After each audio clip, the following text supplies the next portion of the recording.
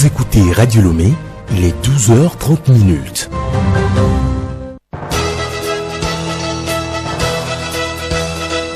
Le journal Bénédicte Kanda. Madame, Monsieur, bonjour et merci de nous rejoindre sur Radio Lomé pour le journal. Tout d'abord, les titres. Grande pluie d'hier nuit à ce matin sur la ville de Lomé et ses environs. Quelques dégâts ont été enregistrés dans certains quartiers. La phase 2 du projet anticorruption de l'initiative pour la transparence des industries extractives ITIE-Togo est en cours de validation à Vaughan. Ce projet permettra d'orienter toutes les entreprises et les structures publiques à déceler les risques de corruption. Elle est actuellement abondante dans nos marchés. Il s'agit de la mangue. Ce fruit riche en fibres alimentaires est aujourd'hui cultivé en grande quantité puis transformé en plusieurs dérivés. Comment la mangue est-elle conservée? Dossier à suivre dans cette édition. Et puis c'est la journée internationale des familles à ce 15 mai. La famille est la base de toute éducation. À découvrir dans ce journal l'importance d'une famille.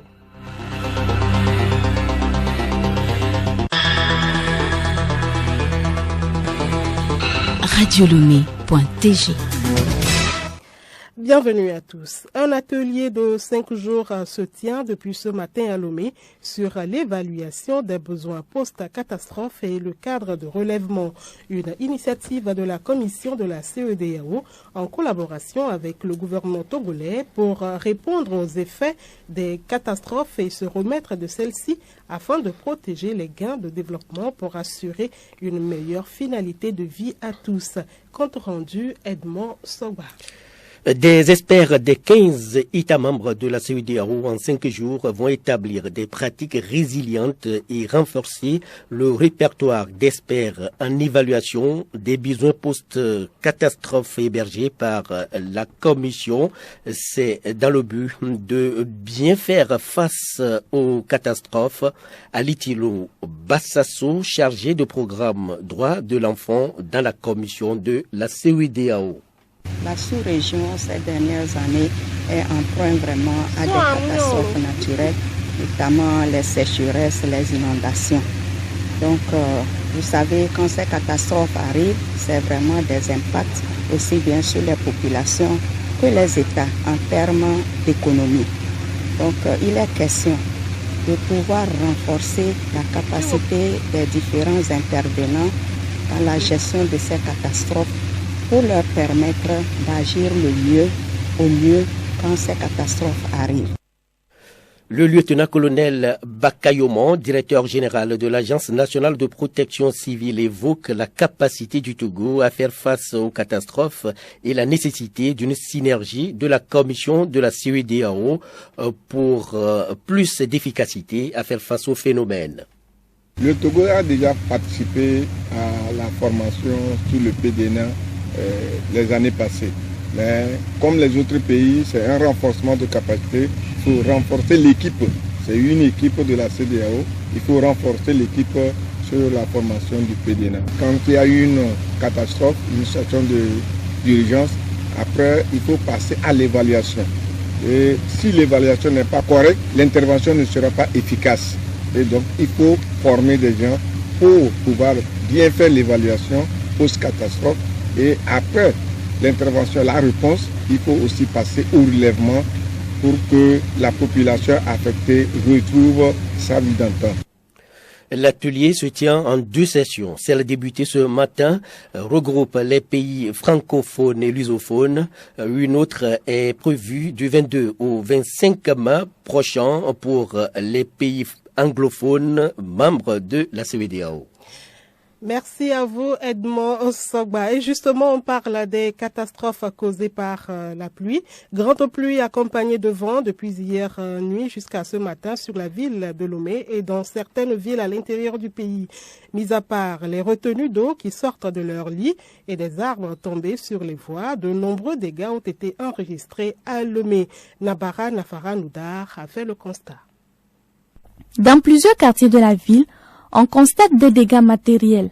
Sur la voie de Casablanca, au lieu appelé la camionnette, un grand arbre est tombé sur la route, bloquant ainsi le passage. La retenue d'eau d'Adidogome Carrefour Douane a débordé et a couvert la route. Situation pire à Adido-Adin où le même phénomène s'observe. Les passants sont donc obligés d'emprunter des déviations. Oh, et des foulons. C'est trop pénible. La pluie a pris toute la route. Les voitures ne peuvent plus faire l'aller-retour. Tout le monde ne fait que regarder. Les gens ont quitté depuis le matin pour se rendre au service, mais il n'y a pas moyen de traverser. Ceci peut causer des accidents. Il y a trop d'embouteillages. Nous demandons au gouvernement de venir nous aider et faire en sorte qu'après la pluie, qu'il n'y ait plus d'eau sur nos routes.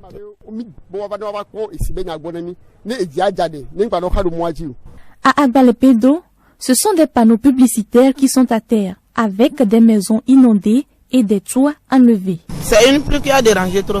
Par exemple, ma soeur, le vent a enlevé sa chambre. Présentement, elle est dehors avec ses choses. Je souhaite que le gouvernement aide les gens qui sont dehors. À certains endroits encore, ce sont des kiosques que le vent a arrachés, des poteaux électriques détruits, laissant traîner des fils électriques à terre. À la place Fao, en face de la BCAO, les bambous servant de clôture sont à terre, laissant à nu le jardin. Prudence sur les routes en ces temps de pluie. Merci à vous, Nabara Nafara Noudar. On reste sur la route pour des encombrements à Kara.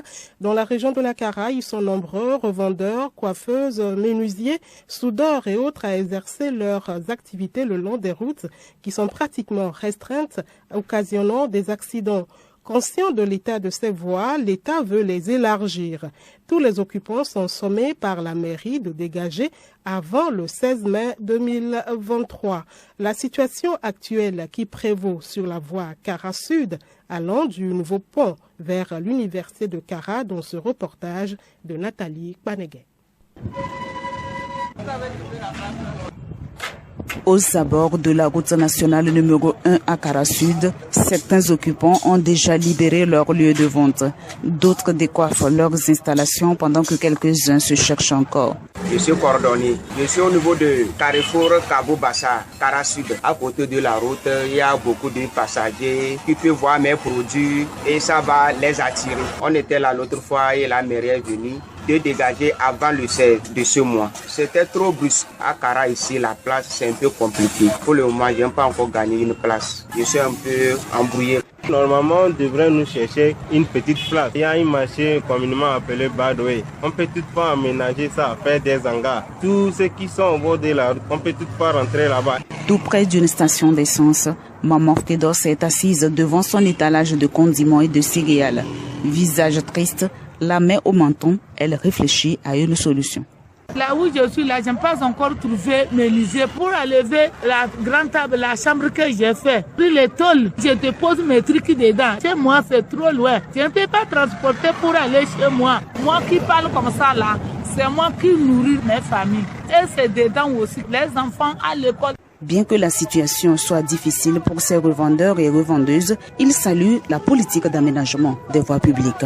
Ils ont raison. Moi, j'ai traversé frontières. Ce n'est pas une seule fois ou bien deux fois. Nigeria, Cotonou, plusieurs fois. La route que j'ai vue, ce n'est pas comme notre pays ici.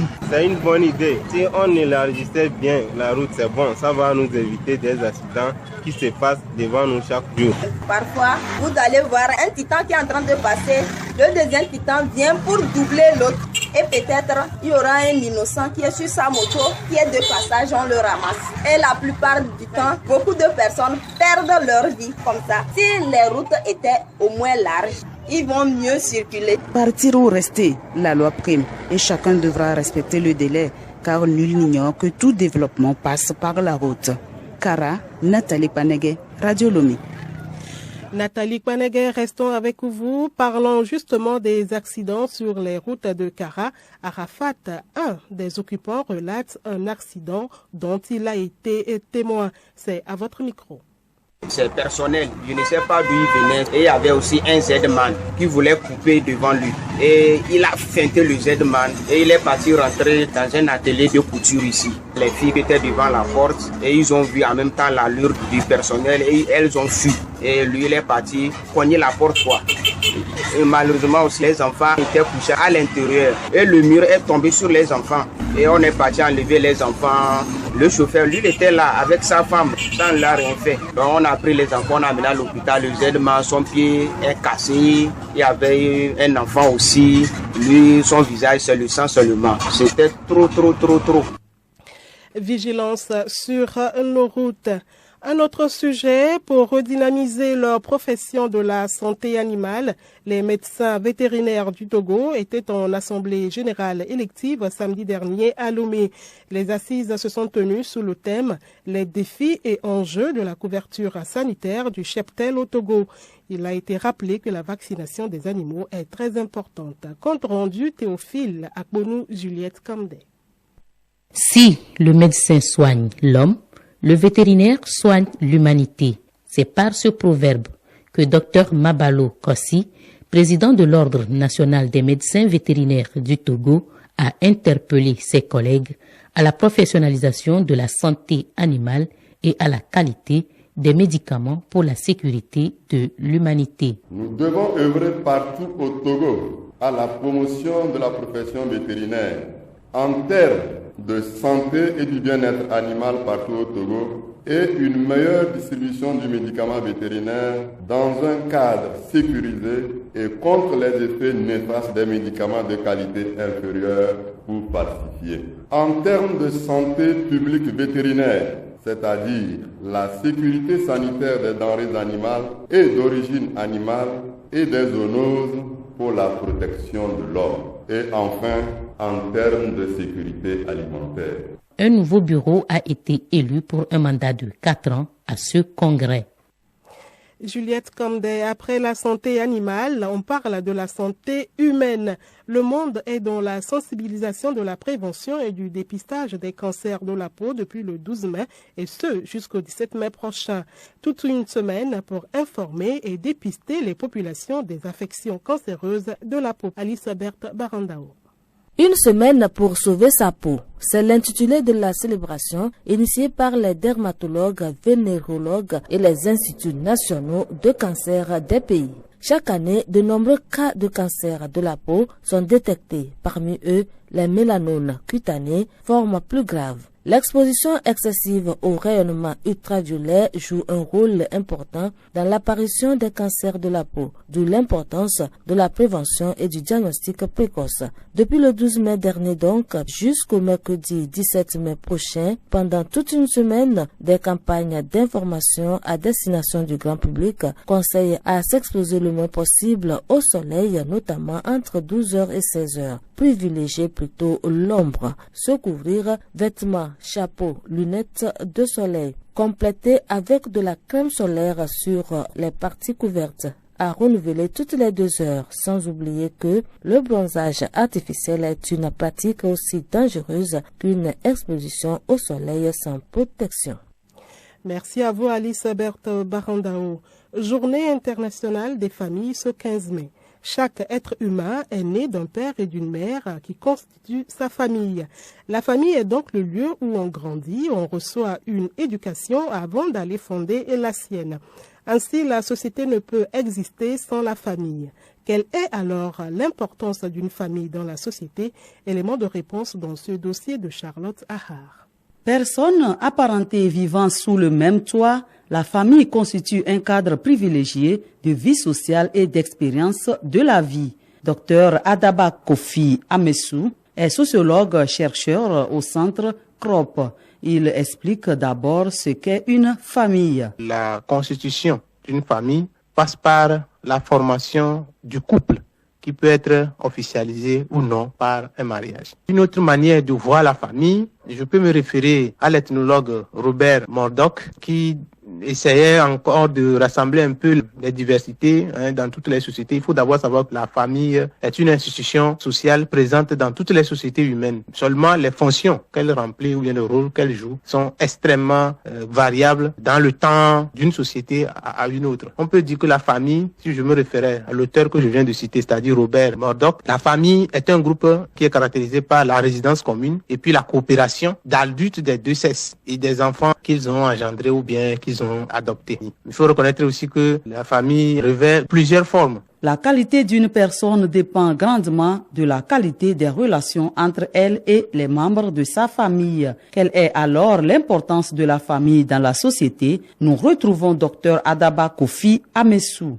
La famille joue un rôle de procréation. Par la famille que l'espèce humaine se multiplie et occupe la planète. La famille joue le rôle de production. Production dans ce sens que avant, il n'y avait pas les grandes entreprises, les usines de production des biens et autres. Donc, c'est au sein de la famille où la production se passe, surtout la production agricole et artisanale. Mais la famille remplit également une fonction de consommation. C'est un lieu d'excellente consommation des biens de toutes sortes. C'est par la famille que les enfants vont être dotés d'un certain patrimoine. C'est la famille qui joue le rôle d'éducation ou bien de socialisation et de transmission des valeurs. Les parents, par exemple, constituent les modèles pour les enfants. Donc, ça veut dire que c'est en famille que se déploie toute l'éducation pour le vivre ensemble, pour le savoir-faire. Beaucoup de choses, c'est la famille. Et je dis que la famille joue ce rôle-là en premier lieu, plus que l'école, si on fait la comparaison. Parce qu'on sait aujourd'hui qu'on va à l'école pour s'éduquer, apprendre, etc. Mais la famille reste l'institution sociale la plus forte en termes d'éducation sur tous les plans. On peut tout changer, mais la famille demeure toujours la même. La société en fera toujours référence, même si l'on ne porte plus le nom de sa famille. Merci à vous, Charlotte Ahar. Nous vous l'annoncions en titre, le projet anticorruption ITIE Togo procède à la validation de la phase 2 de son rapport ce lundi à Vaughan. C'est au cours d'un atelier qui regroupe la Cour des comptes, la APLUSIA, le registre du commerce et du crédit immobilier, les industries extractives, la société civile, les collectivités territoriales de la préfecture de Vaud et le ministère de l'administration territoriale. Les participants passent en revue les livrables avant toute approbation. Didier Kokou Agbemadon, coordonnateur national de l'ITIE Togo. Nous voulons, à la fin de ce projet, qu'on élabore un guide qui puisse quand même orienter toutes les entreprises, orienter les entités publiques à déceler dans leurs prestations les risques de corruption. C'est-à-dire que le guide-là sera une orientation pour prévenir les risques de corruption. Il s'agit au cours de cet atelier de Vaughan également d'améliorer le document pour une lutte efficace contre la corruption. Orobosti Chakondo, consultant du projet anticorruption ITIE Togo. Nous allons valider les rapports et les livrables qu'on va donner, y compris les recommandations, et l'autorité va en tenir compte pour ce qui est à faire. Et vous savez, très prochainement, il y a le sommet mondial. Et le Togo a été programmé pour être entendu, parce que le Togo est l'un des premiers pays à avoir fait cet exercice en dehors des rapports périodiques ou bien annuels que chaque pays fait. À notre sujet dans cette édition, elle est actuellement déversée dans nos marchés et étalée en vente un peu partout dans les rues. Il s'agit de la mangue dont c'est la saison. La mangue est un fruit riche en fibres alimentaires. Aujourd'hui, les producteurs en font une source de revenus en la cultivant sur de vastes superficies. D'autres en achètent et les transforment en plusieurs dérivés comme du jus, du vin, des sirops et des confitures. Le mois d'avril et de mai constitue la période de grande production. Comment ces producteurs et transformateurs conservent-ils ce fruit? Découvrons-le dans ce reportage d'Odette Pira. Nous sommes à Tchavade à Tchaoudjo. Pendant que certains producteurs remettent sur le marché les mangues, d'autres en achètent et transforment pour en vendre en dérivés. C'est le cas du scoop Albarka dans la localité. Djibril Samaro, responsable transformation, explique. Actuellement, oui, nous sommes dans la saison des mangues. Bon, la conservation, c'est le jus qu'on fait avec ces mangues-là. Quand on prend les mangues, on les lave, on les coupe et puis on enlève les noyaux qui sont dedans. Et puis on met ça dans le moulin et on écrase ça. On fait sortir l'eau, on tamise ça avec, on filtre ça quoi, avec le tamis et on recueille. On va faire tout possible pour au moins recueillir l'eau du mangue là. Adja Gossou, lui, est dans la production et la commercialisation. Nous produisons des mangues, on a un grand verger de manguiers qui s'étend sur 25 hectares, qui produit, mais entre-temps ça pourrissait, et la GIZ, en plus la DPV nous ont aidé, même l'université de Kara, nous ont aidé à trouver des solutions pour la lutte des mouches de fruits. Aboti Aklassou est producteur sur 2 hectares à Kpawa, à Blitagar. Il conserve pour une petite durée. Généralement, avec les récoltes, nous vendons directement aux femmes commerçantes de la région centrale qui sont formées en groupe. Lorsqu'il y a le surplus, nous-mêmes nous conservons. Le mode de conservation, c'est laisser ça dans une chambre et quand ça mûrit, on vend en détail. De la production à la conservation, des tonnes de mangue pourrissent par manque de moyens de transformation. Merci à vous, Odette Pira. Pour la page des sports, vous suivrez tout à l'heure à 13h le magazine des sports avec Théophile Dandako. En voici le sommaire. Encore 12 points à prendre pour boucler le championnat national D1 Lonato. À 4 journées de la fin de saison, la plupart des clubs connaissent déjà leur sort. La D2 au programme mercredi avec la 22e journée accroche Bikenti de Bassar de la D1. En Europe, Arsenal battu voit son rêve de champion s'éloigner. Par contre, le FC Barcelone est assuré du titre en Espagne. Et puis match à retour des demi-finales ce mercredi en Ligue des champions d'Europe. Le Real Madrid est très attendu en Angleterre face à Manchester City après le nul au match aller. Rendez-vous donc tout à l'heure à 13h avec Théophile Dandako. Et pour terminer, l'information insolite. En France, un homme a chuté d'une falaise en tentant de récupérer son paquet de cigarettes. Il a voulu allumer une cigarette. Malencontreusement, il a fait tomber son paquet de tabac. Mais quand il a voulu le récupérer, il a chuté. Il a atterri 10 mètres plus bas. Secouru par un hélicoptère, il a pu être emmené au centre hospitalier le plus proche. Le fait divers aurait pu être mortel. Par chance, l'homme a survécu. Il souffre d'un traumatisme crânien et d'une fracture de la hanche et du fémur.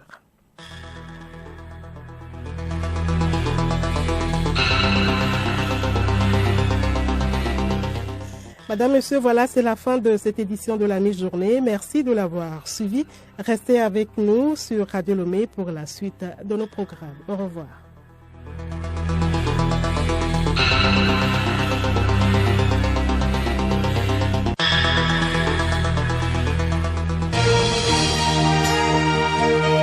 Radio Lomé, boîte postale 434, email radiolomé@radiolomé.tg.